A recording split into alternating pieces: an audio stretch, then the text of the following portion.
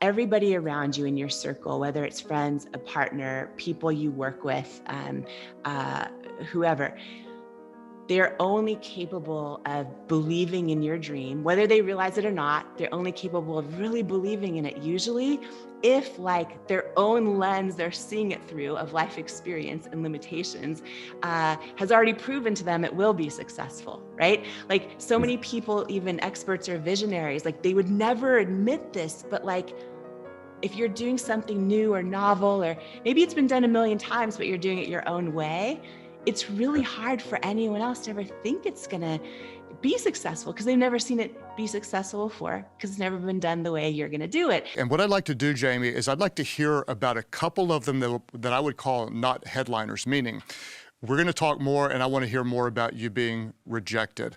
I want you to tell the story about someone being really rude to you and then working for you later on, because I think that's just so much fun. I love that. I want to hear about you getting turned down and then being the dominant product producer on the show that turned you down. I want to hear all that. Your resilience is amazing. But there are some things you did in the early years that are not as public, that were private sacrifices that you made, that Paulo made, that were painful. Could you tell me about one or two of those that don't make the magazine article? Yeah, so many of those. And thanks for asking about those, and also about rejection. I think that the thing that fills my soul talking about this is I just know there's people that are listening or watching this right now that like feel like they're alone in their rejection, because when we're going through it and we are taking a step of faith and putting our idea out there, or we're leading a team, right? This is the thing I find. I've had the blessing of meeting tens of thousands of entrepreneurs now in my journey. And so many people feel like once they are the boss, or once they are the leader of the team, they're supposed to hide their self-doubt or they're supposed to like be embarrassed about their failures or their rejections, or it's only them. But especially with entrepreneurs that take that step out there, in a world where everything looks good on social media, a lot of people feel alone when it's not working out behind the scenes, or when it doesn't feel behind the scenes like it looks online everywhere. Right. And you and I were at an event where Albert Tate talked about this idea of being overexposed and underdeveloped. And I've just been obsessed with that idea recently, because I think that this is a really big topic no one's talking about. So many people right now who are entrepreneurs, who are leaders, who are launching their dream, are in this new world where everyone has direct access, direct to consumer, and everyone can be an expert. Everyone can, look like they have a great business. And so many people right now are overexposed, but underdeveloped. And I think that is a big risk. And so, when it comes to the development part, I look at a lot of that as what you're talking about, those early years that a lot of people don't know, those sacrifices that I'm super honored to share, because I know someone out there needs to hear it and know that they are not alone, and it is not all glamorous, and it's not just them. And it's, and I believe, Craig, that no matter how hard or unglamorous the situation, or how big the setback, or how painful the rejection, I believe it is I know it is no indication of your ability to succeed. It's no indication of, is your idea going to work, or is your company going to make it? Because the more conversations like this that I have with friends, and I love that we're having this one publicly on your show, and I've had a lot of these privately with people that have built huge companies. It happens to all of us, right? We go through massive setbacks, massive rejection, massive seasons of people saying your idea is not going to work. You don't have what it takes. I don't see you working in our industry. I don't think there'll be a demand for this. And just knowing that it's just so important. And in the early years of building at Cosmetics, I didn't know these things yet. So I spent a lot of nights crying myself to sleep. Early on, we had no money, and no money. And it was like, we finally, after all the retailers were saying no, right? Because we'd poured every penny we had into creating a product.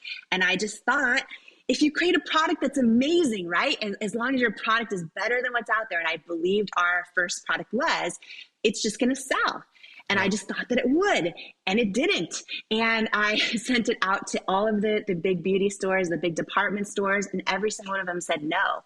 And some of them, it wasn't just like no, it was not no for now. It was like no forever, like no. And so, you know, I eventually thought, let's go direct to consumer. And my husband, we couldn't afford to hire anybody. So my husband built our first website. He bought that book, that big yellow book called HTML for Dummies, and figured out how to build our first website. And I've shared this story with you, but when our website finally went live, I thought it was just going to be this massive success. And the day it went live, we got no orders. And the next day, no orders. And this went on for weeks. And I finally, anyone who works with their partner, this is so easy to do, but I'm like, it's broken. You did it wrong. Like, there's no way that this product is so good. There's no way this website's working. We're just getting no orders for this product. There's no way. And then I remember the day our very first order ever came in, and I was like screaming and running around our office, which was our living room. And he says, that was me. I placed that order to prove to you our website's works. Not broken. Yes. Yeah. And I was just like, oh, and this went on for a long time. And, you know, every penny mattered. Every penny mattered. I remember, really mattered. And so, you know, and it went into our product and into our mission. And we were teetering on this balance of under $1,000 in our bank account for the company and personal combined for a very long time, which meant that if orders didn't keep coming in, like 2 orders a day, 3 orders a day, we'd be out of business. Mm-hmm. And it was this way for a very long time. And I remember seasons where I would go to the ATM and just like, if I needed $20 and I would hit no receipt, because like I couldn't even stomach it, like you know what I mean? And it was this constant, are we about to go bankrupt? For a very long time. And it's tough when in those moments, and then one big thing to share, just in case someone needs to hear this today, when we finally got on QVC and had been on for a little while, which is a long story I can share in a minute if you want me to, but all of our money was tied up in working capital at that point. So we still weren't paying ourselves. We still had no money. And I found out this giant competitor who was also on QVC and all the department stores, they loved the product. They saw we were starting to have some success and some momentum, and they were huge. And I learned that they went to our manufacturer and they paid them off to get our formula. And it was so legally we owned it, right? So, but we couldn't afford to sue anyone or do anything. And I went through this devastating season where I learned they're about to launch this exact duplicate of our formula, of our product on QVC and in all the department stores. They were everywhere. And I was just like gutted and literally physically sick to my stomach. Like, everything we have in our life has gone into this for years. And this product is finally getting momentum. And now this huge competitor is going to swoop in. And by the way, their brand positioning, their DNA of their company is totally different than ours. Like our positioning as our company was clinically proven products, amazing for your skin, real women. And theirs was totally different. And I was like, this product doesn't authentically fit their brand positioning. They just saw this under the radar company getting momentum and thought they can make it big with our product. And I guess that's what happens everywhere in business. But the lesson in this that I don't think I've ever shared on a show, so I just want to share it because I know so many people are in leadership and business listening to this, or so many people with big ideas or worried about people copying them or whatever. I learned the most powerful lesson of authenticity probably my entire life. And this is when we were very small and had no money. And they did knock us off. And then I found out when it's launching on QVC, and I sat there and I watched their launch, right? And there was nothing we could do. And this is what's tough about being small is you have no money to do anything about anything. You know what I mean? And it's like, it's painful because no one wins when you sue anyways. And it's just like, so I worried though, Craig, that they were going to take us out. I worried that they would get credit for this amazing product because we were so small and they were so big. And they launched it on QVC. They launched it everywhere, and it just did okay. it just did okay. Meanwhile, I kept getting booked to go on QVC and sell the same product, right? People didn't know it was the same. I knew it was the same. It had a different package, but it was the same formula. I was going on and we're crushing it. Like, numbers are huge and they are bigger than us, and it's just doing okay. And I was sick to my stomach for months over this until I watched this happen before my eyes. And I learned that lesson that you cannot fake authenticity. That nobody, like, customers are smart and you just can't fake authenticity. And this was a product that, even though it was a great one, was incongruent with their positioning. And anyhow, it was a big lesson that I learned. And I remember vowing to myself that one day we would be bigger than that company and they wouldn't even think about doing that to us. And then that happened. And we're so, and the little company in my living room is so much larger than they are today. And one funny thing real quick is, you know, I remember watching, there was a message Joel Osteen did on TV where he talked about the boll weevils, and he talked about how the cotton crops and coffee crops and farmers were devastated and boll weevils were eating them. Anyways, we were so poor, but my husband made me these t-shirts, and he drew an S and a J and a J, like a superhero for Super JJ on the front, and then like a little boll weevil on the back. And I literally wore those shirts to and from QVC under my coat just to try and stay focused. Because, Craig, I was in the green room with the competitor that knocked me off and with all the other brands. And I didn't say anything to anybody because it doesn't help. Gossip doesn't help. And being anything other than professional doesn't help. And it was like I was at war. I was at war, but I just knew God was on my side. I knew that I would ultimately win. I knew, I just didn't know how, but it was a really tough season. So when you say, what are some of the scrappy things you did in the beginning? For some reason, those t-shirts just came to mind. And I don't think I've ever shared that story before. Well, I love your scrappiness. And one of the things I like to do is just try to learn, analyze any story of greatness, any story of success, and try to determine and put language on what are the unique attributes in this story. And you raised one, Jamie, that I think is more true for you than anybody I know, and should be true for more business and ministry leaders. And so if we look at your story, one is great idea. Two is great product. Three is great execution.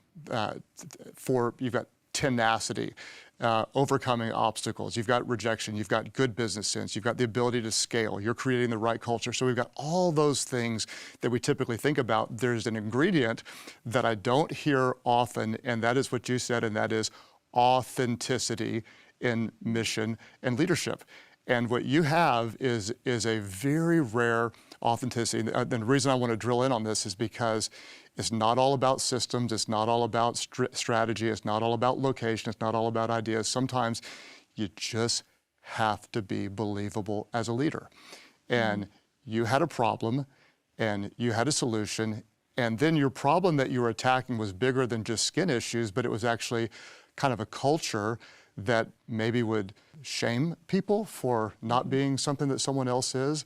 And that authenticity is one of probably the least talked about, most important tools of great leadership. And in my just humble admiration of your story, I think that's one of the lead lines of the success that I want to highlight and help other leaders see. We say it this way, that, be yourself as a leader, because people would rather follow someone who's real than someone who's right. And you're just that. And I hope that other leaders will see it. When they study you, you write about it a lot in your book. I want to hold it up if anybody's watching, believe it, How to Get From Underestimated to Unstoppable. Just fantastic, New York Times bestselling book with every good reason. You write a lot about kind of that in there. And I want to drill down into something. I think that there's, who knows how many people are listening right now are working in a company and they have resistance. They have an idea and it's getting shot down. They're trying to start a ministry and it's not going well, and they're facing rejection. You said earlier, it's not all glamorous. I would say probably almost all of it's not glamorous. Like, there's very little glamorous. And almost every great story of success is filled with rejection. I was turned down for ordination. So I'm a pastor, and I was rejected for ordination. And almost every story like that has an overcoming rejection. Can you tell us, Jamie, what was one of the greatest points of rejection, and what happened internally that kept you going when so many people would have quit? Yeah. I believe when we change our relationship with rejection, like we literally can change our whole lives. Okay, I have to stop you. I'm so sorry. I have to stop you. You have to say that again, and I want to let that sink in. Then I want you to keep going. Just say it one more time. I want our listeners to feel that. This is worth the whole time. Say it again, please, and then unpack it for us. When we change our relationship with rejection, we change our entire lives. We change our teams, we change our business, we change.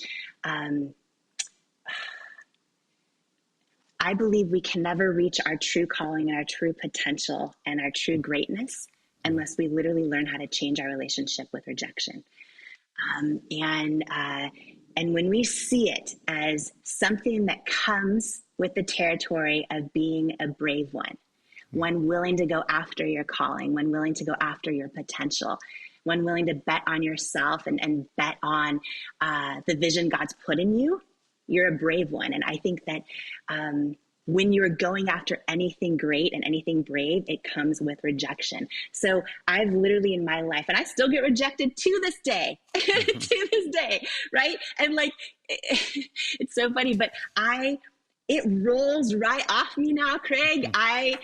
It doesn't hurt me anymore. I see it as like, yeah, it's like a reminder. Oh, I just got rejected again. Yep, I'm a brave one. I'm going after it. I am not going to get to heaven one day and be like, God, I lived as half as who you made me to be. God, I stepped into a quarter of my greatness. God, I know you put all these big things inside of me and I did some of them. Like I keep reminding myself I want to arrive there and be like, I have nothing left. Be like, I gave it my all. And so I've flipped my mindset into, okay, rejection, boom, boom. I don't hear it anymore as you're not enough, right? I used to always hear rejection as almost like a reminder of something I wish I didn't believe, which is that I'm not enough.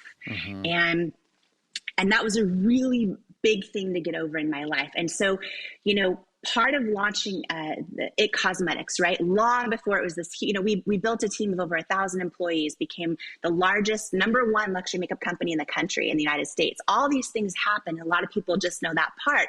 But the real journey is a girl who literally, I started believing I wasn't enough. And I tried to enter this beauty industry to change the conversation and help everyone feel like, oh, wait, you are enough.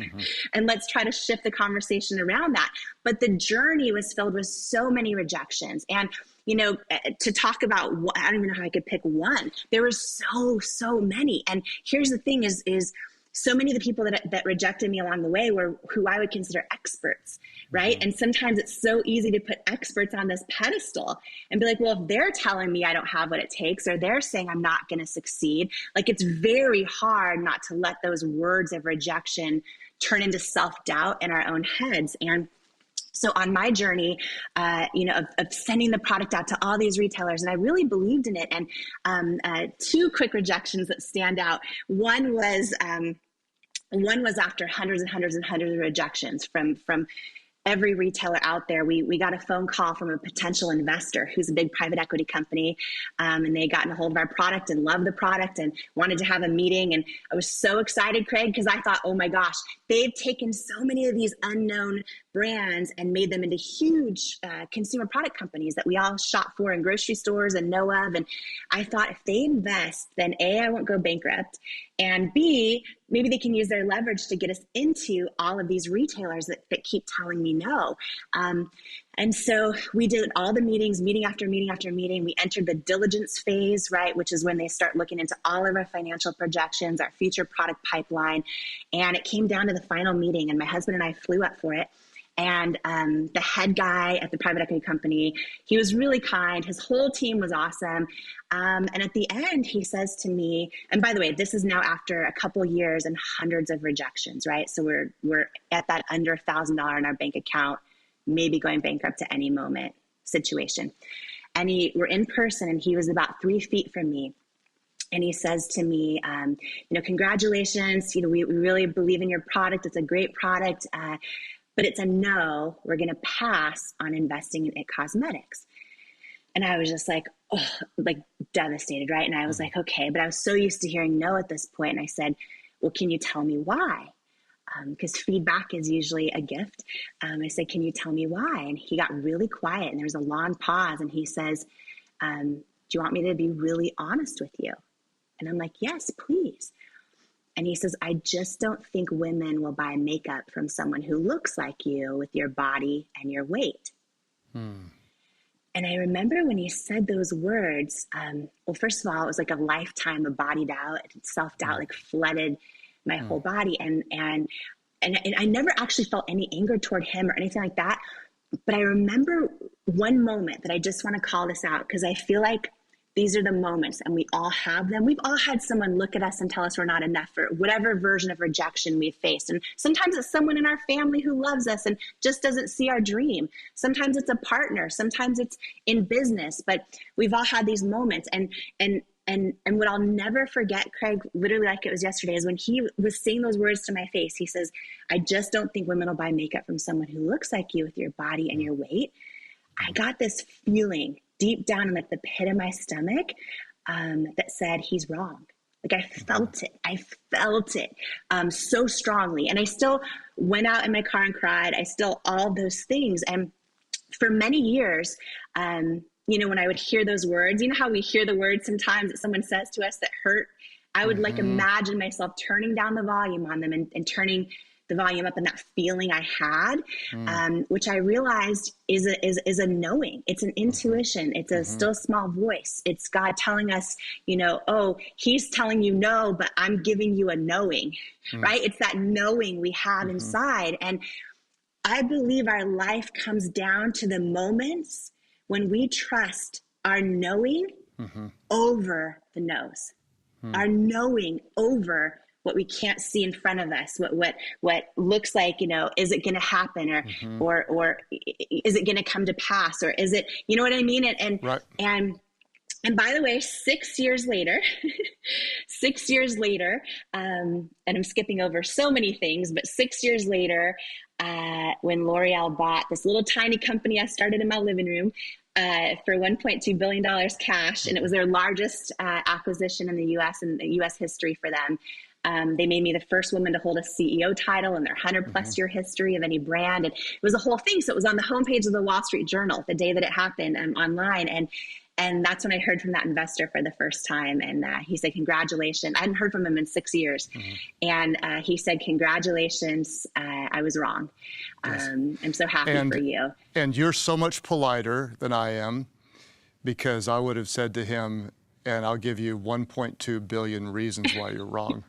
I love that so much. I don't recommend that anyone else says that, but that's just like so that, good. Yeah. Have you ever dimmed your light or shrunk who you are to try and fit in, to try and make other people comfortable? There is a lie that so many of us have believed that if I stand out, I'll get kicked out.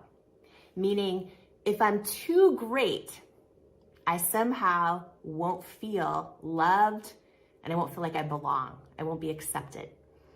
And it has so many of us downplaying our strengths, hiding our wins and victories, especially girls and women, and just thinking if I stand out, I'll get kicked out. So I'm going to play life small. I'm going to call it being humble.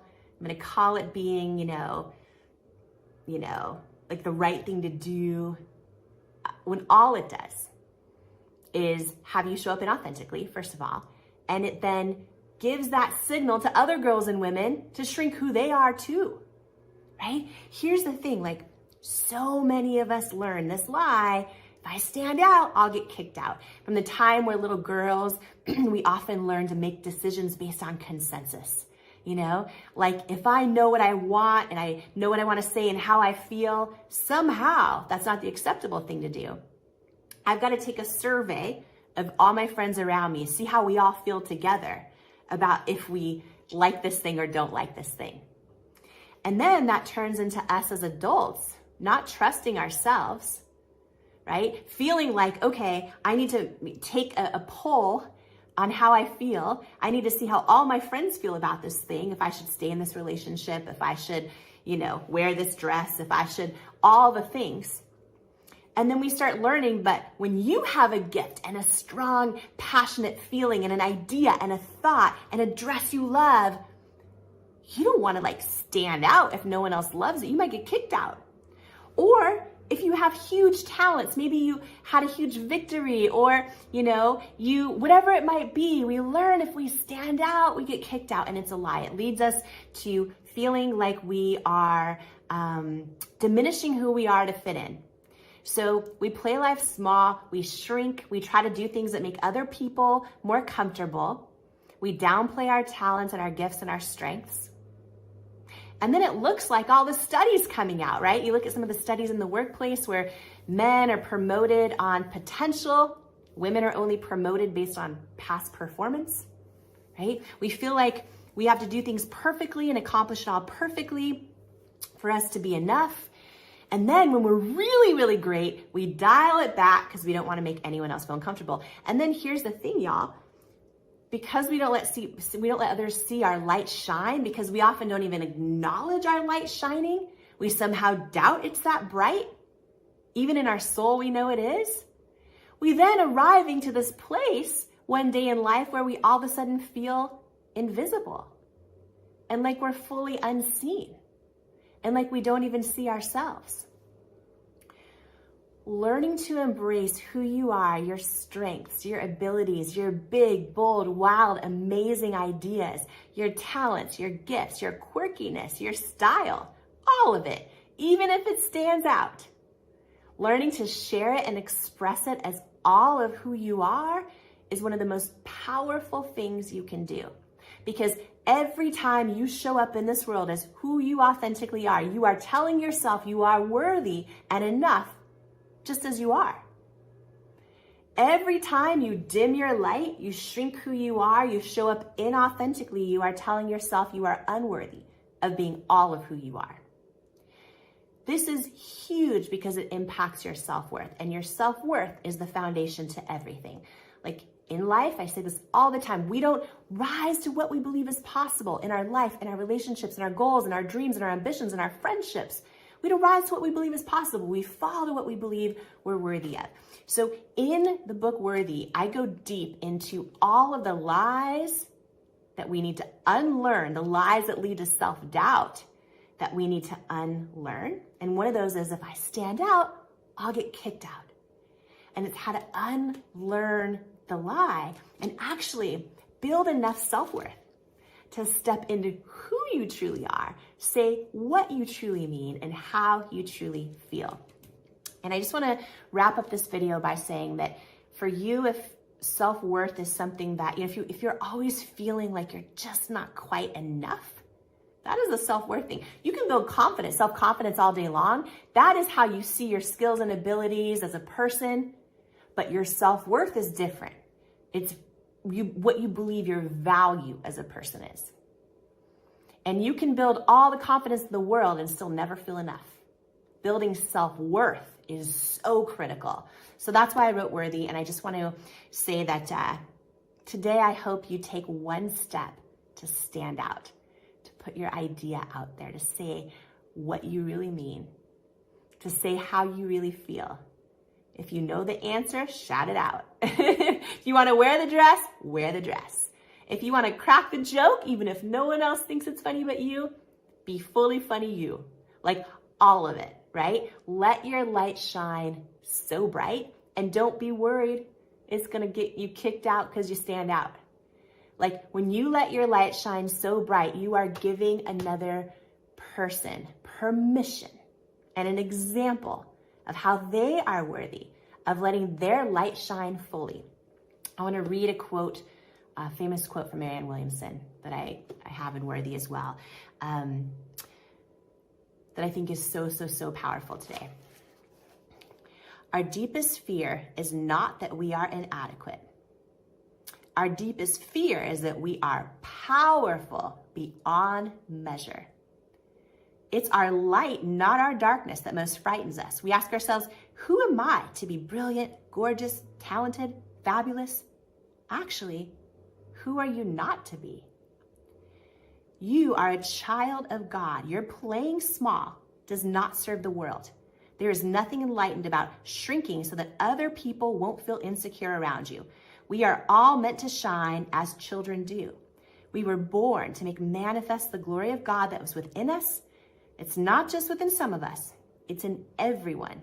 And as we let our own light shine, we unconsciously give other people permission to do the same. As we are liberated from our own fear, our presence automatically liberates others. Marianne Williamson. Today, let your light shine. How did you get over that? And how do you help women to go, no, no, no, no. Like, don't do that to yourself. Like, you do have something, especially in the face of so much rejection, and you kept going. It seems superhuman. The thing that I love is that you're talking about this, right? Imposter syndrome and all of that. And I talk about a lot of, stories pertaining to that in the book as well. The very first thing that is so important for everybody listening right now is like, literally everybody has it. I've never met a person who doesn't have it. Everybody has it, right? And so it's like, okay, that's the first thing. Because once we know that, we're like, oh, this person I watch on television every day has it. Oh, yep. Like everybody has it. And that, right, just wrapping our heads around that is really empowering, because it's like, okay, I'm not alone in this. It's normal. I feel unqualified. I feel all those things, right? Everybody has it. The second thing is, I do a lot of things when I start to feel it. Like I've built this, I talk about a little bit about this in the book, where I built kind of this own imaginary toolbox that I pull from when I catch myself going there. You know what I mean? And there's things I tell myself. One of them is, I'm trying to remember this part isn't in the book, but I'm just going to share it. I feel like it was Steve Jobs. I don't remember who said this, but one person shared this quote that was so powerful, and it's always stuck with me. They basically said, every single thing that's ever been built or created or done in the world was created by someone just like you and me. And when you think about it, it's true. Mm-hmm. It's all true. And I think about that. I write so many things. For me, when you see my circle of friends, they're all different faiths. Some of them have no faith. But their hearts are huge, right? So I love having powerful people around me that remind me of who I am and help talk me out of my BS when I start, like, oh, I don't know if I can do. But for me also, I keep a lot of empowering statements around me that I pull from. And, one of them that's huge for me, because faith is a big deal to me, although I think this applies to anybody, no matter what their faith. But, there's a famous saying that really fills my soul when I start to feel imposter syndrome or doubt myself or feel like I don't have what it takes or like I'm not qualified, right? How many times do we feel like we're not qualified? And these famous words say, God doesn't call the qualified, he qualifies the called. And for me, I feel like when we have a knowing in our gut, right? And we can't shake it, right? I feel like that's part of your calling or your purpose in life. And I think we can have multiple of those. But when you have it, for me, I kept feeling this calling, like I was supposed to create this dream, launch this dream, and I was supposed to do whatever I can to shift culture in the beauty industry. I just kept feeling it. And during all these years of no's, because when we finally created this product, and by the way, I just thought, as an entrepreneur, like so many people will relate to this. You're like, okay, this product is amazing. Finally, yes, it's just going to do well, right? Oh my gosh. The first 3 years, I couldn't even afford to pay myself, right? And every retailer we sent the product to either said no, or never replied. Every meeting I got in person when I thought I was going to crush it and kill it. I remember this first big Sephora meeting I had, and I literally left the building going down the elevator, walking as fast as I could to get out the door. This is in downtown San Francisco. And I could barely afford the plane ticket to get there. And it was a big no. And I was so devastated. I was trying, because the elevator ride down from this big no was filled with people that I'm guessing worked at Sephora. And I'm like, I'm a CEO. I cannot cry. I got to hold my shit together. I've got to make it. And I remember getting out of the elevator, rushing out the side of the building on Market Street, and like pushing myself against this brick wall next to a fast food restaurant and just sobbing as hard as I could. It was no after no. QVC, I remember years of no. And I finally got the head guy, Alan Burke, who is responsible for building this $1 billion empire on QVC. And he got all these luxury brands from department stores to want to sell on QVC, and they still do. And he's just a genius. And I remember finally getting him on the phone. And I remember pacing in the office, like so nervous because I needed a yes. And well, I should say pacing in our office, AKA the living room, because right. And he got on the phone and he's like, we've reviewed your products with all of our buyers. It's unanimous. You're not the right fit for QVC or for our customers. And I was so devastated because with my mission of wanting to shift culture around beauty, I just knew, oh my gosh, if I can get on QVC, it's not like a Photoshop magazine. It is live. It is live television to 100 million homes. And I could prove how my product works live. And I could show models of that represented every different type of and size and age and skin color and skin tone. And I just knew in my gut, right? I knew in my gut when we check in with our purpose, with our calling, with our mission, I knew that I was supposed to be on QVC. And to finally get this big call from the head of all of it, Alan Burke, telling me I'm not the right fit and we're not the right fit for QVC or their customers.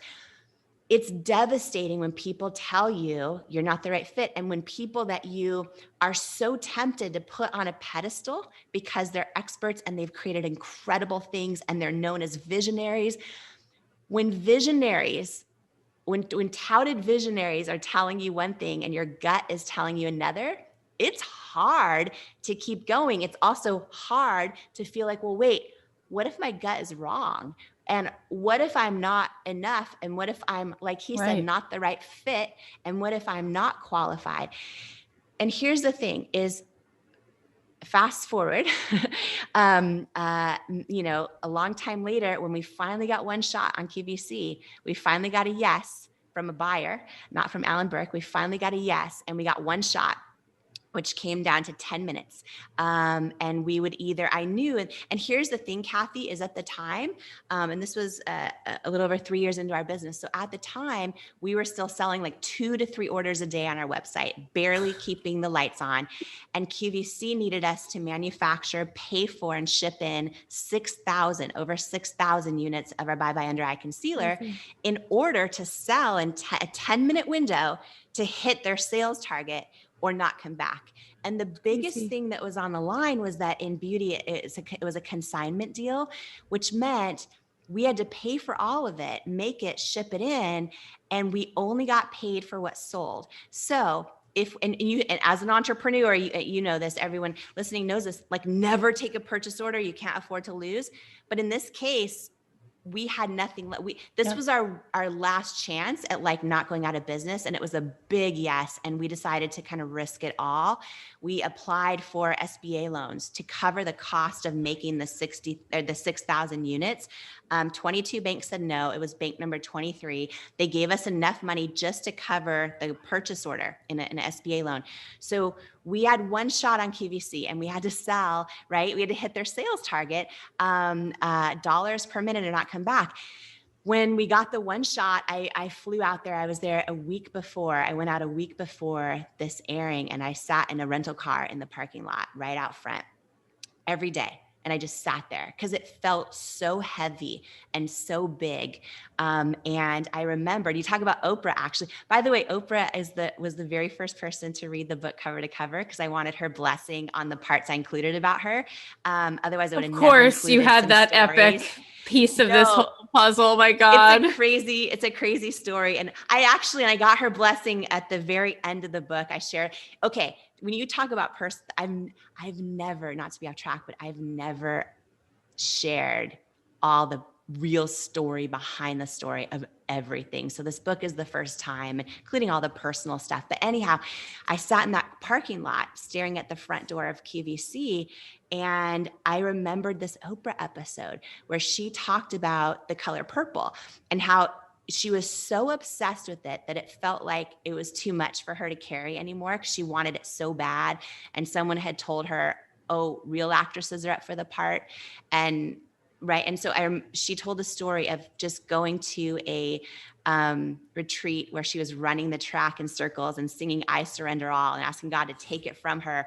And then Steven Spielberg called. And anyways, so I remembered this episode. Anyone who's seen that episode will remember, but I literally channeled that. I'm sitting in this car in the parking lot. I start singing I Surrender All because it felt too heavy for me to carry. It felt like the next time I walk through these doors at QVC, I'm either going to walk back out of business or with my whole life changed. It was one or the other because we had one shot. And if you do not hit the sales goal, you don't come back.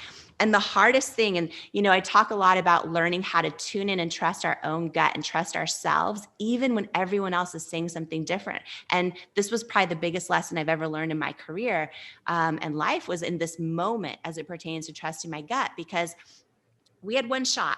And what we did is we hired these third-party consultants, and they helped so many people sell their products so well on television and other channels as well. And when we met with them, they all said the same thing to me, which is, okay, if you want a chance at doing well, here's what you need to do.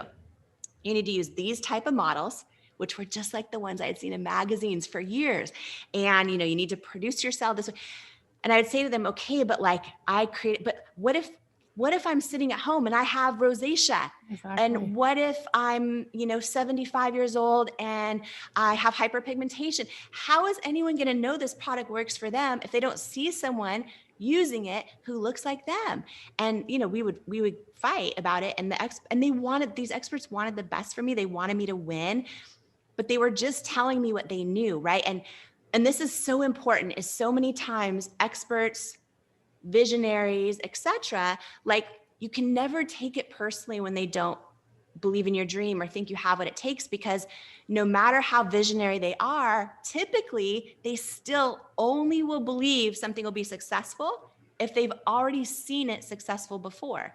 So if you're doing something new or novel or different, or you're going to put your own take on it, they're not going to realize they're doing this, but they're likely not going to think it's going to work because subconsciously they've never seen it work before. And so I'm sitting there knowing I have one shot on TV and knowing the experts are telling me use these type of models.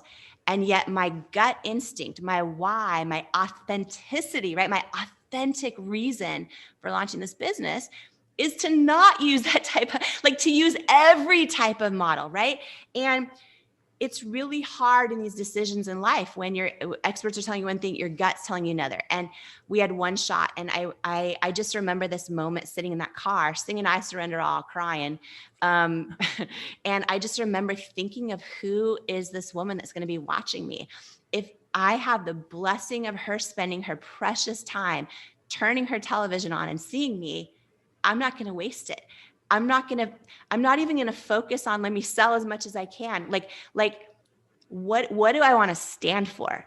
And I just remember having this moment hit me where I imagine so many different types of women. And one of them that always stands out in my head when I think back to this memory is I imagine a single mom folding laundry in Nebraska who literally doesn't even have time to remember that she matters and that she's beautiful. And I would rather have her look up on her TV and even not buy anything and see me showing women that look like her and stand for that than sell a shitload of product and stand for nothing.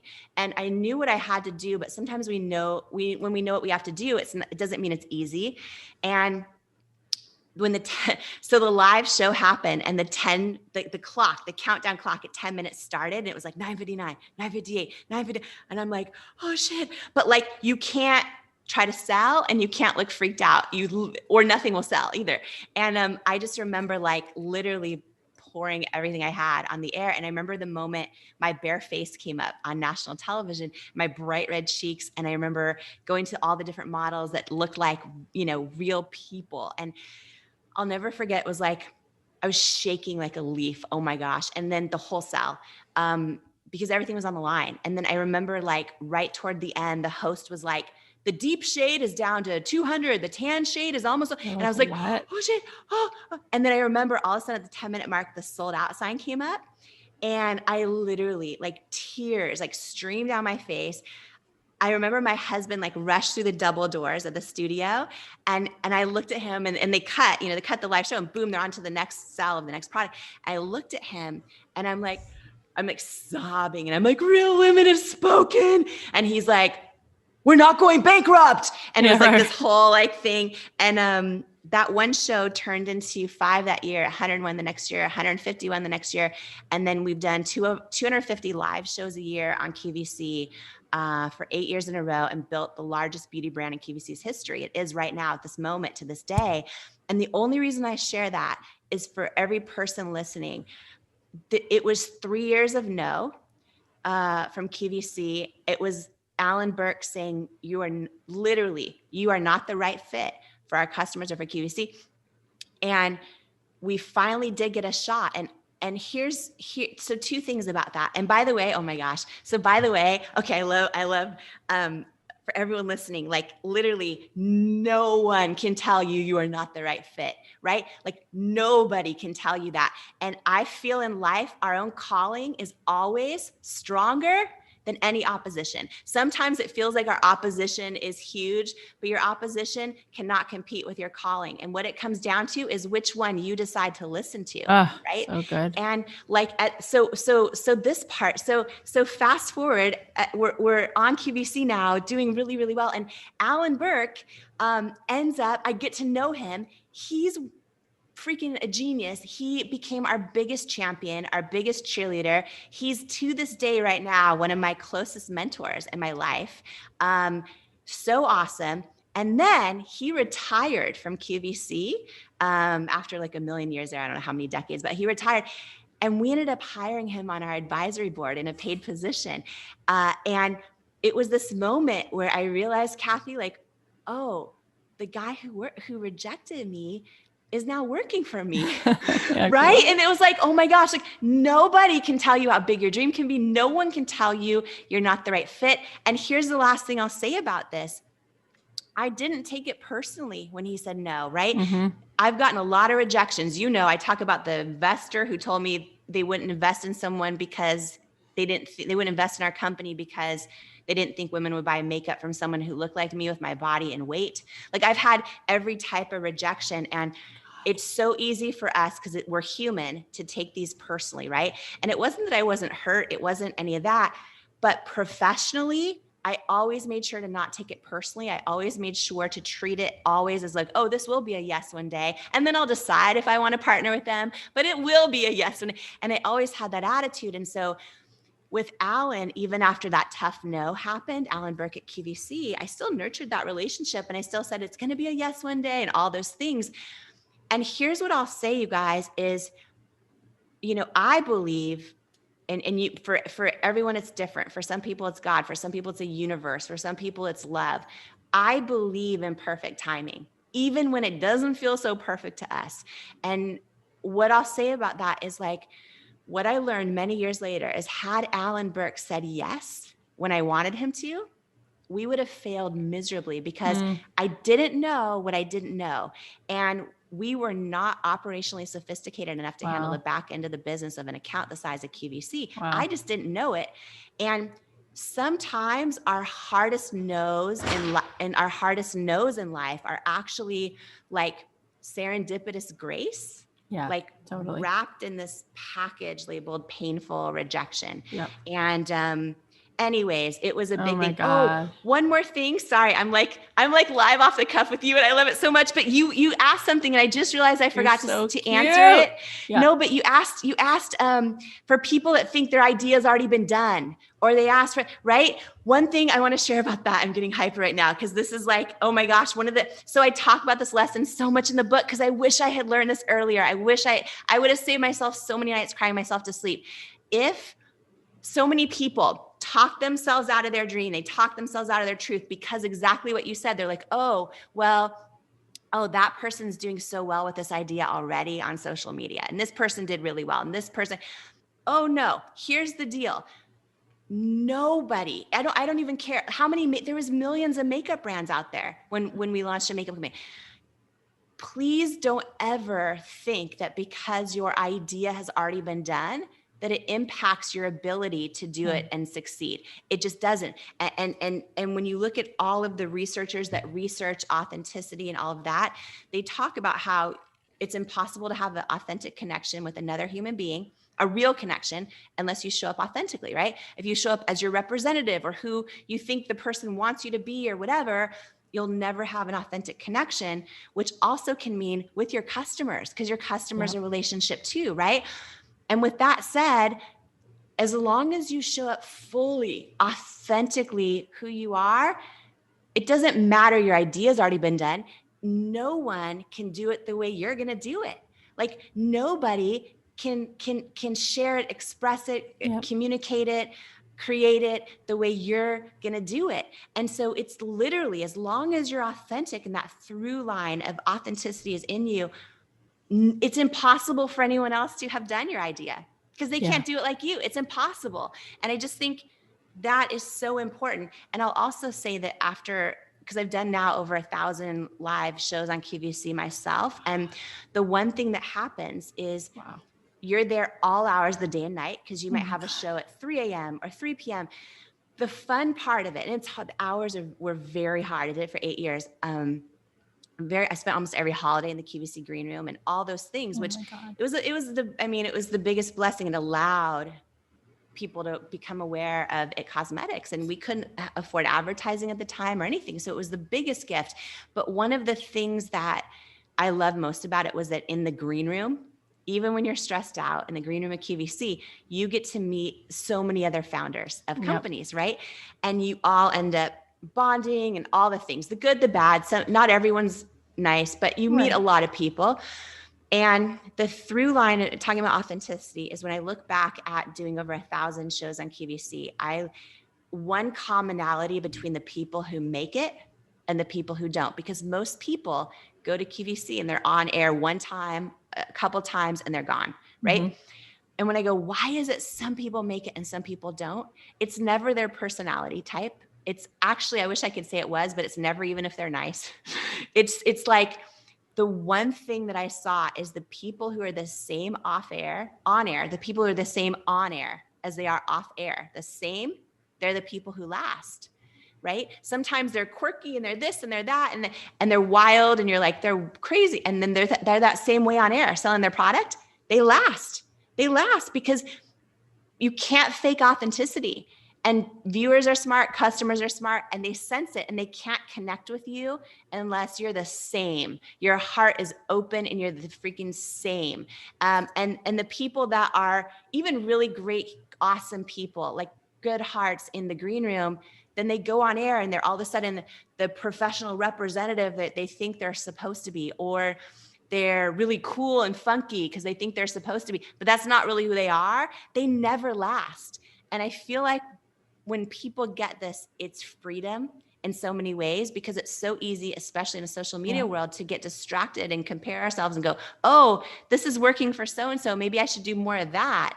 It's like, oh no, that's when you start to chip away at your own secret sauce and your own potential. So you guys, I just want to share something. Anybody out there feeling like, oh, do I belong? And do I have will I be embraced by this industry I'm in? You know, we all have the same thoughts. And this is going to be a bold statement. Get them. What I realized, I could have never sold my company for over $1 billion had I not been odd. had I ever listened to all the feedback along the way from really well-intentioned experts and retailers about how to conform, about how my packaging needs to be, about how to fit in this beauty space, about what I need to change or alter or, you know, or create to fit into what's going to sell. Had I ever listened to that when it didn't feel authentic to who I was, it never would have happened. And here's what I mean by that. And I just want to share this for anyone who needs this today, because this is so powerful. Because if you are doing something authentically to you, by definition, no one else out there can do it the way you do it, right? So by definition, it's novel. It's never been done before. And listen, I went to a beauty space. There's millions of beauty companies, but you know, I stayed authentic and did it a different way. Was told I was odd. Was told your idea is not going to work. And you guys, I started in my living room, and it was 3 years of, you know, having this product that I believed in so strongly, that worked for me. But I didn't want to have crazy, fancy, expensive packaging, because I always felt like, as a consumer, for me, if I bought something that was so fancy, like it was really pretty, I would put it on my counter and I would look at it, but I wouldn't use it. I wanted people to, exactly, I wanted people to not be afraid and to use it. And so I was told over and over by a lot of retailers, your packaging is not expensive or fancy enough. And then when I wanted to use real women and people as models, I was told women won't buy makeup unless there's such this aspirational thing of beauty that they can never look like.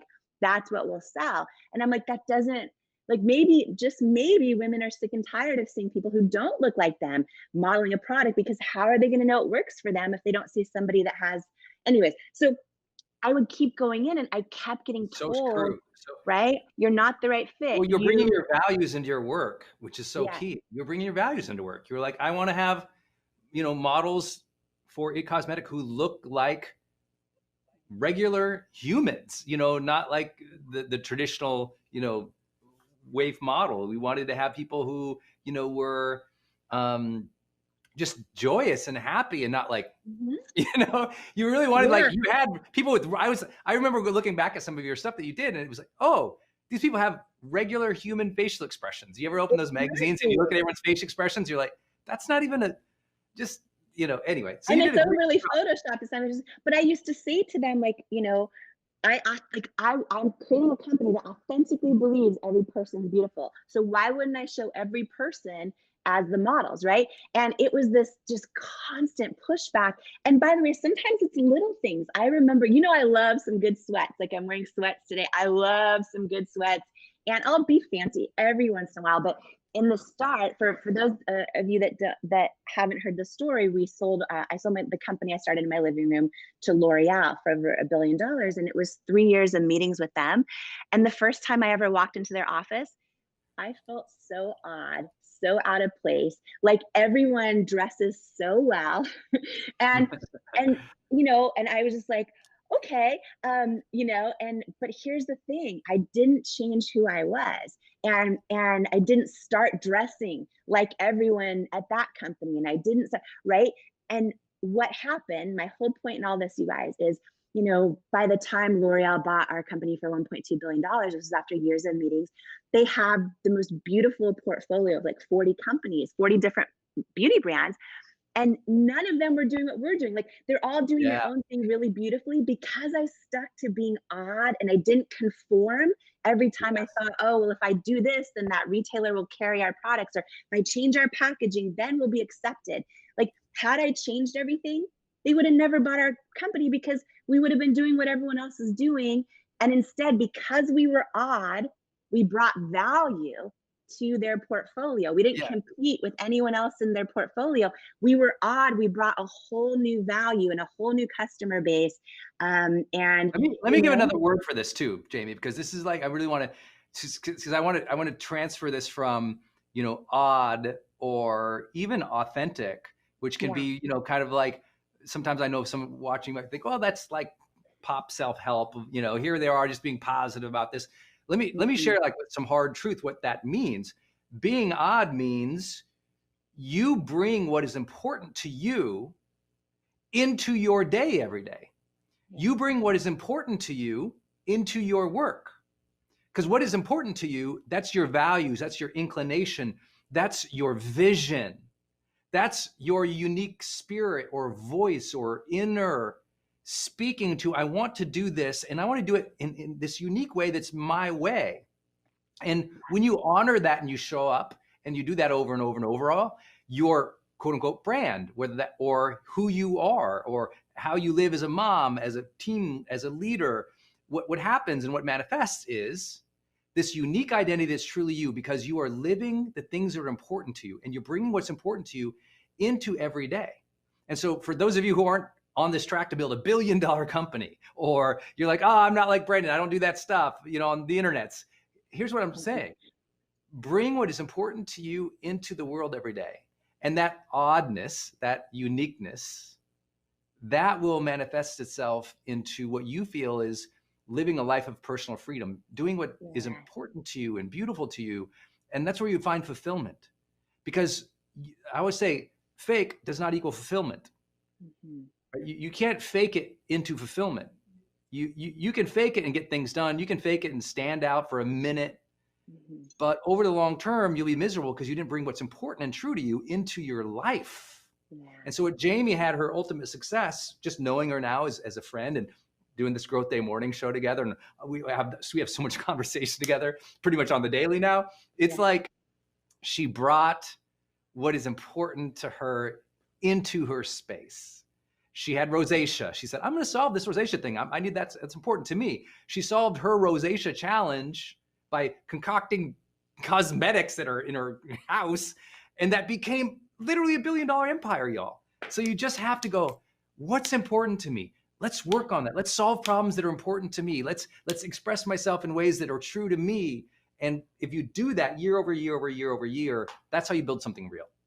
Yeah, and I love that you use the word unique, because that's such a great word too, right? Versus odd. I'm like, we were odd, but unique. The things unique. I'm from Montana. I say weird. I'm weird, right? You're weird. But and my big thing is, yes, live those. Like you said, yes, bring them into what you're doing, but also don't be scared of them when someone else doesn't get it. Like, don't change your uniqueness or your weirdness or your oddities when they're true to you and to your values, just because someone else doesn't get it. You know what I mean? And I think that's the most important thing, even though, like, I'll probably talk about this for another 100 years, but rejection sucks and rejection is painful. And it never got, it maybe got a little easier because I've gone through hearing no probably thousands of times in the journey, but it's never fun. But had I ever listened to that you're not enough feedback when it was something that was an authentic, unique oddity of a value I believed in, had I ever changed that, we would have never, ever had the outcome that we did. And it was just such a real life, full circle, good learning that, oh, wow, it was our oddities, our uniqueness, our all of that about our company that we stayed true to that ended up really building something of value. The first thing I'll say about authenticity, because so many of us are scared to be who we really are, right? Because we fear rejection or isolation or not being included or judgment or all those things. And first of all, just one little tip, and you'll know this so probably way more than I do, Jim. But one thing that's always helped me is, like, so many studies out there talk about how it's impossible to have a real true connection with another human being if you show up as your representative, if you don't show up as your full authentic self, for better or worse, right? The good parts, the bad parts, the quirky parts, whatever. And whether the relationships you want to have are with your partner or your customers or your community on social media, you actually cannot have a fully authentic relationship if you're not showing up as your full authentic self, for better or worse. And so if right now you're listening and you're like, oh, well, I'm showing up kind of as the person I think I need to be, or I'm getting distracted by other people on social media because they're having great success, or their podcast is doing well, or their business, my competitors' businesses are having success by doing this, so I'm going to do that.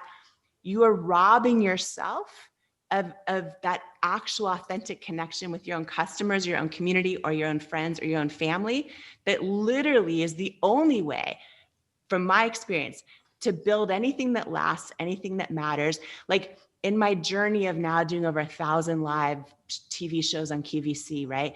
I've met thousands of entrepreneurs in the green room, and most of them only last one show, maybe two, and they're gone. And I would, like, over the years, I would think, what is that commonality between the people who end up building something? And it's never how smart they are. It's never how skilled they are on television.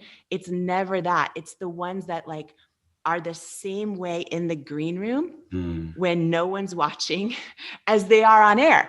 And they're not, none of them are the same. Some are crazy and wild, and some are totally like, whoa. And some are really kind, but the ones that have that congruency, that show up on air and sell their product, whatever it is, whether it's a Dyson vacuum or a personal growth, whatever it is, they're the same, right? Because guess what? The people watching are able to connect because you can't fake authenticity.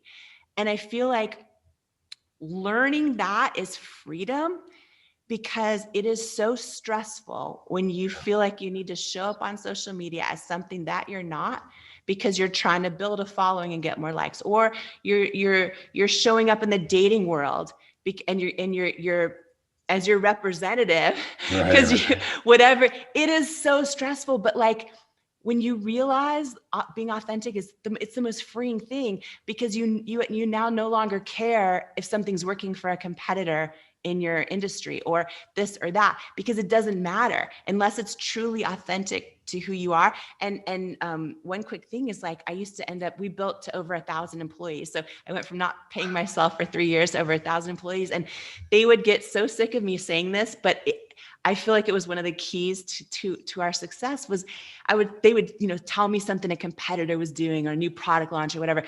And I would say, listen, our biggest threat to our business is not what the competition's doing.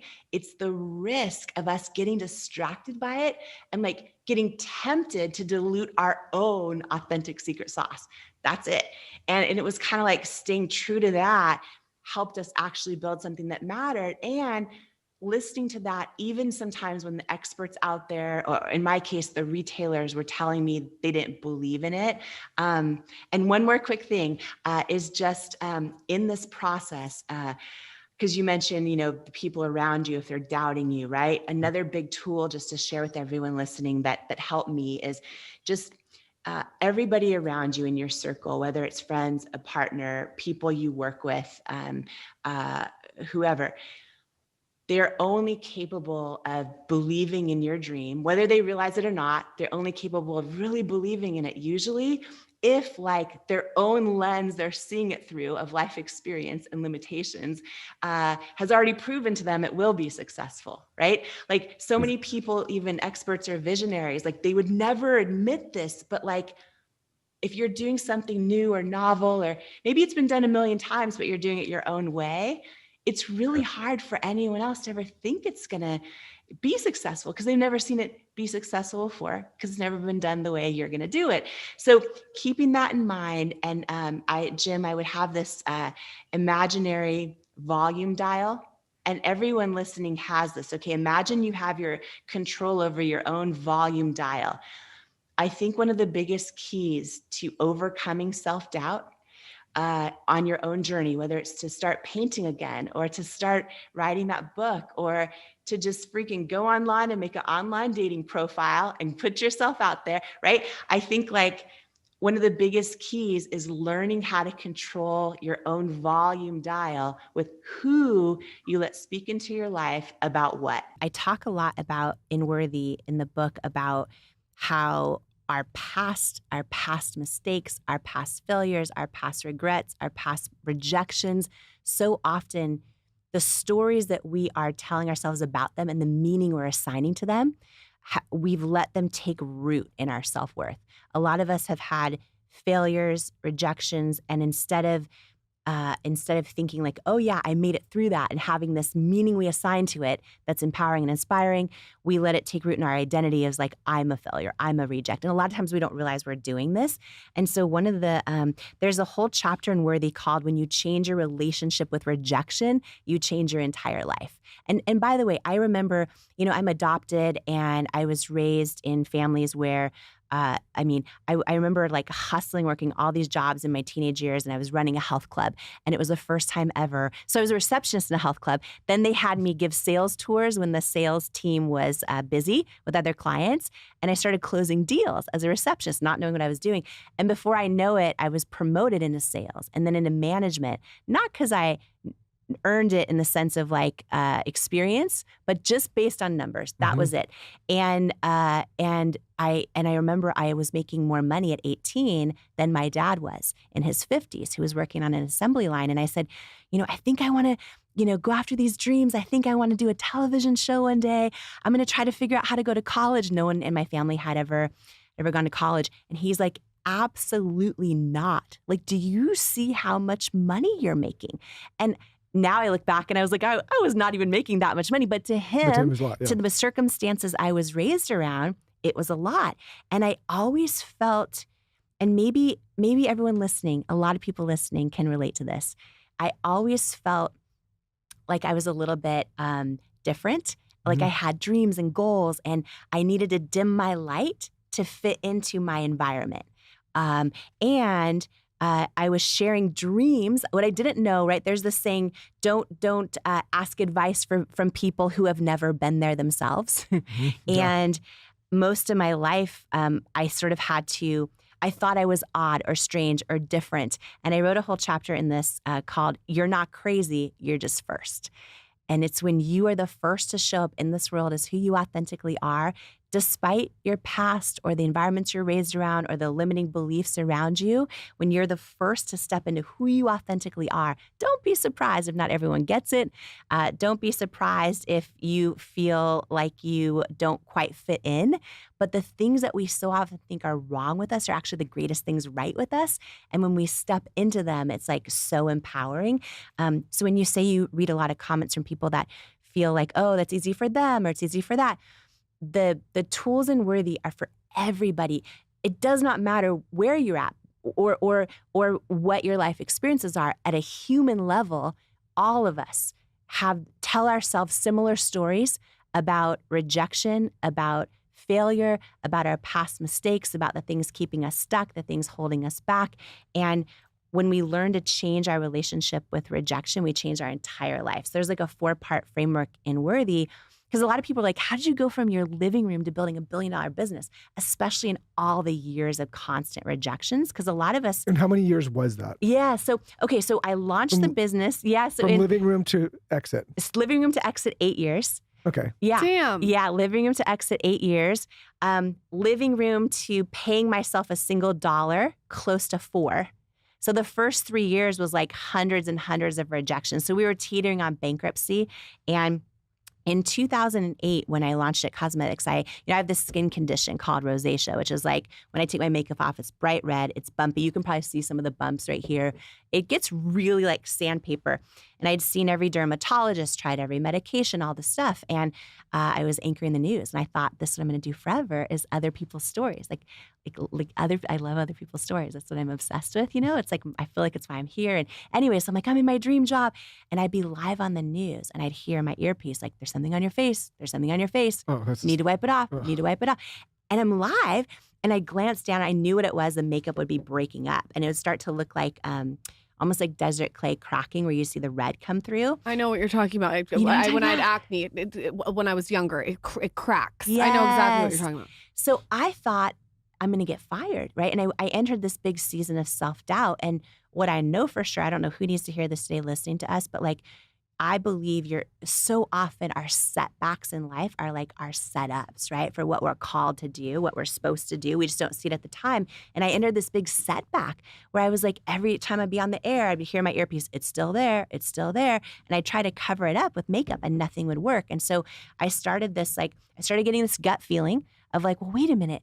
If you could create something that worked for you, it's probably going to help a whole lot of other people. But then my self-doubt in my head would be like, oh yeah, but you've got no money, you've got no connections, you don't know anyone in the beauty industry. And I sat in that place between having this knowing in my gut, like I'm supposed to like do the thing and launch it, and what if I could do it?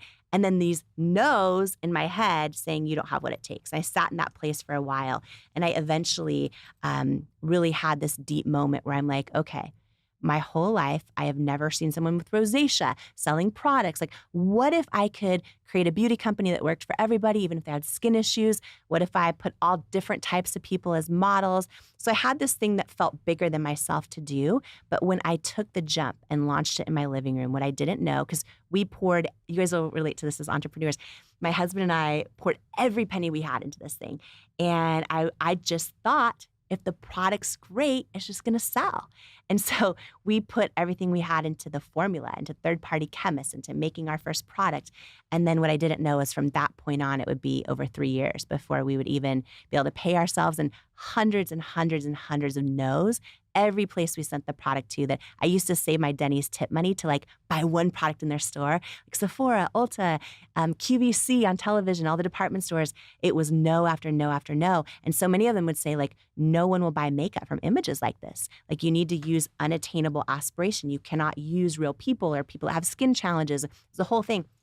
And so it was over 3 years in, and we got one shot on QVC after they told me no for years. And not only no, but they said to me, you're not the right fit for our customers or for us. And it was no for years. And at the end of the day, what I know for sure is like no's are almost never personal. They just think like, you won't make me money. And that's it. I'm not going to bet on you. There must be something though at this point that feels worthy in you though to go like there must be something that your self-worth is there. It wasn't like it was non-existent. I want to talk about when you said I found comfort in knowledge that being underestimated can be a superpower. It sounds really great, right? Like we both have had experiences where we can now look back and say, oh, you just got to go, you got to push, you just got to believe it. What do you tell, again, that mom that may be home folding the laundry, or that guy that's, just got a divorce and is feeling on the down and out? How would you tell them to believe it? Like, even though someone's told you no, or even though you're in that struggle, like, believe it. Right. So I think the very first thing is knowing and believing that like every one of us has this person I believe we're all born to be. And I think most people never actually become that person. I think most people end up, for a lot of reasons, staying in their comfort zone, almost letting it chip away at their soul, because I think that's what happens when we stay in our comfort zone, and also like talking themselves out of their own truth, right? And I think the very first thing in order to believe that people need to do is make the decision they want to, right? That's the most important, because a lot of people will never make the decision that they want to learn how to believe in themselves, that they want to learn how to believe it's possible to step into all of who they're born to be. And I think that, there's a lot of lessons I've learned that now I really share as tips in the book on how to do this, because I think we're all on a journey. Once we decide, you're like, yeah, I want to, become the person I was born to be step into all of who I am, then there's a lot of, it's a journey, a lot of things we need to do. So, one quick story, and then some tips on what to do for that is, on underestimated is, for me, I feel like I've always been underestimated for whatever reason. And I think sometimes when we're kind to other people, instantly are underestimated. I think sometimes, you know what I mean? And I think that, one moment, for example, and I think you can use people's underestimation as fuel. And I think sometimes it becomes 360, and it really works as grace in your own journey. And some people might say, a lot of people say, oh, well, things happen for a reason, or the universe is always right, or God always knows what he's doing. And there's a lot of if you're someone that's always underestimated, I don't think it's an accident. I think that it's actually supposed to be part of who you are on your own journey and the things that you become strong enough to overcome and smart enough to overcome, right? And one example is, this was before our launch on QVC. We're a few years into this company. I'd started in my living room, thought it was going to be, great. And meanwhile, we got down to under $1,000 in our bank account, which was our personal and our business bank account. I don't know, Sean, if you've ever, I would go to the ATM if I needed $20 and I'd hit no receipt, right? I couldn't stomach seeing the receipt. And, yes. Yes. Right. And we finally got this call that I thought was life-changing from a potential investor, private equity company. And they loved our product. And I was like, oh my gosh, Sean, this is going to be huge, because this particular private equity company had created, or I should say invested in and built a lot of the products we buy at the grocery store. And they turned in a lot of consumer products from unknown into big household names, huge companies. I was like, oh my gosh, if they invest in us, A, we're not going to go bankrupt. B, what if they can use their leverage to get us into all these retail stores that are saying no? I was so excited. And so we started doing meetings with them, and meeting after meeting, we started the diligence phase, which is when we show them all of our projections and the future products we want to launch and all that stuff. And I remember the final meeting, and I thought this is going to be life-changing. My husband and I flew up to this meeting, and we were standing 3 feet from the head guy. And he said to me, we really love your product. And we want to thank you for everything, but it's a no. We're going to pass on investing in your company. And I said, and I was so used to hearing no at that point, right? So I was like, okay. But can you share why?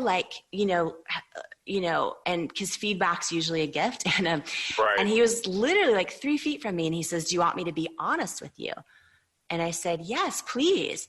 And then he literally looked at me and he said, I just don't think women are going to buy makeup from someone who looks like you, with your body and your weight. And I remember as he was saying this to me, I remember I felt my whole body flood with a lifetime of body doubt and self-doubt.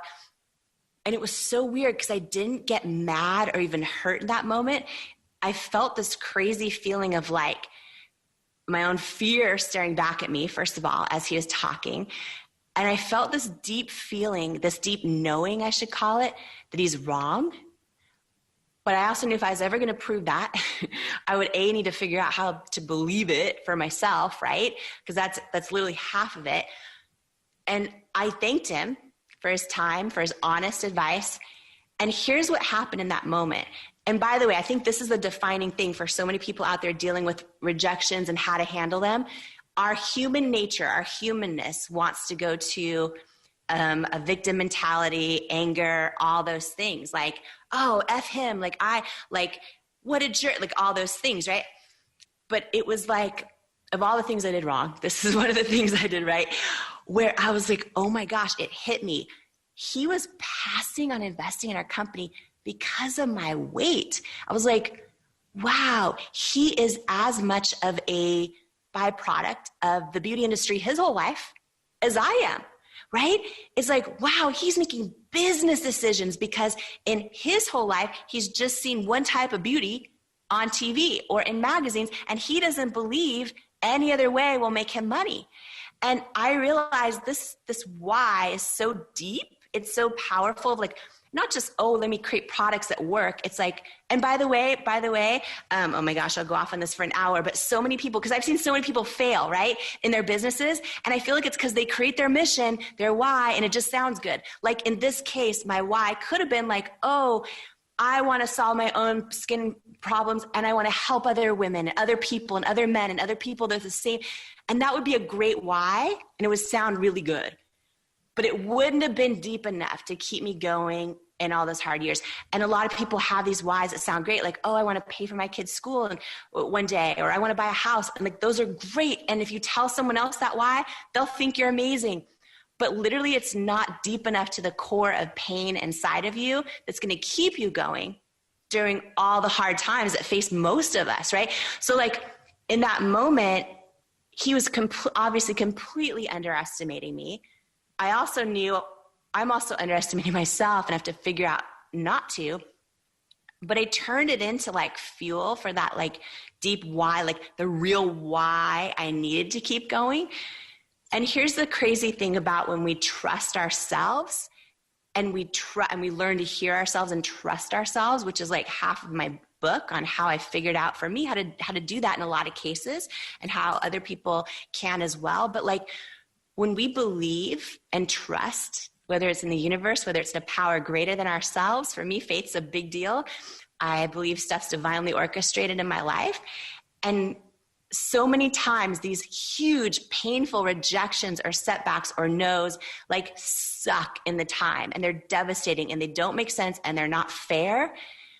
But like years later, right, we can look back on them and be like, oh my gosh, that was grace. Because had this dude said yes to me at that time, Sean, I was so desperate. I would have been like, take most of the company for like anything, just help us survive. And it's like, instead, because of so many people rejected me, I couldn't even give my company away for a little bit of money for so many years.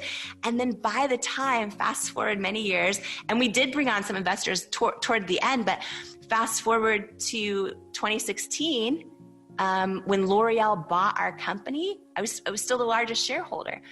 And that changed my life, right? And had he said yes to me back then, like, who knows what I'd end up owning. And the day, and by the way, we met with L'Oreal for 3 years. I was really hoping to partner with them because I was like, oh, they could take our vision and scale it globally really quickly.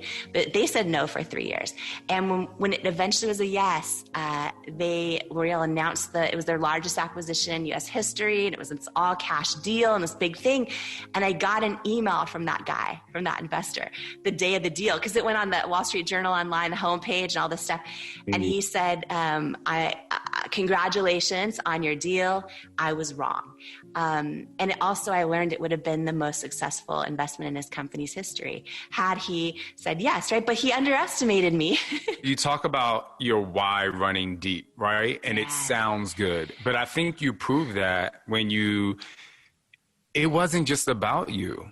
I mean, he was saying no, like not everyone looks like the person on the cover of a magazine or a beauty magazine. Not everyone looks like that. So and I would be bold enough to say that I believe that that's maybe 10% of the population. So you're excluding 90% of the population because of what you think beauty is, but not really going to the person that maybe they have beauty inside of them and this is what's going to bring them out. And so, I just really want to commend you on not just having something that sounded good, but it made you like help other people feel good. And you said something earlier about what you were born to be.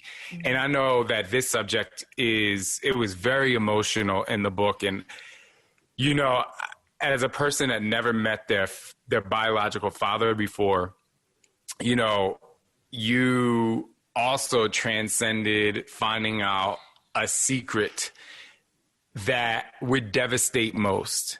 And you, again, had to believe it and believe in yourself. And I think you know what I'm talking about. Can you just share just a little bit of that? Thank you. Yeah. And, really fast, one thing you asked me earlier, I just realized I forgot you said for people in that moment when they're shaking and how do I get through this? What did you do? What was your mindset? It's exactly what you just said. Like, I forgot to answer you. So just to share it really quick in case it's of value. In that moment, when I'm shaking on live TV and I feel like everything's on the line, exactly what you just said, Sean, I knew it can't be about me or I'm effed. I'm done. Because literally, if you want the real truth, I was wearing double Spanx at the time. I'm like, my dress feels tight. Is my Spanx absorbing all my sweat dripping down because I'm freaking out? That's what's going on in my head, right? And if I stay, there's that famous saying, if you stay in your head, you're dead, right? I knew this is not about me or I'm going to fail. And it was like in that moment, that's when you dig deep and you call on your why. It's like, oh, this is like for every person out there watching who deserves to see a different, who deserves to see me calling real people beautiful and meaning it. Like, that's what it was about. And so in that moment, the only way I got through it and didn't fail was like, I had to make it not about me. It had to be about something so much bigger than me. It was just too much pressure to handle. I think I couldn't have made it through, let alone connected in an authentic way where people are going to keep their channel on me, not turn it off, and consider buying the product, right? And that's the thing is like, and that's the other thing is your mission has to be so authentic, because had I shown up with this why that was great, but not like the deep core, I don't think people would have connected the same way. And anyways, so I go deep in the book on some personal stuff. I would say 95% of this book I've never shared are stories and lessons I've never shared before. Ladies and gentlemen, rock this house and welcome to the stage, Jamie Kern Lima! Jamie Kern Lima! Every single one of us has had someone tell us we're not enough. Every single one of us has had someone say words to us that hurt.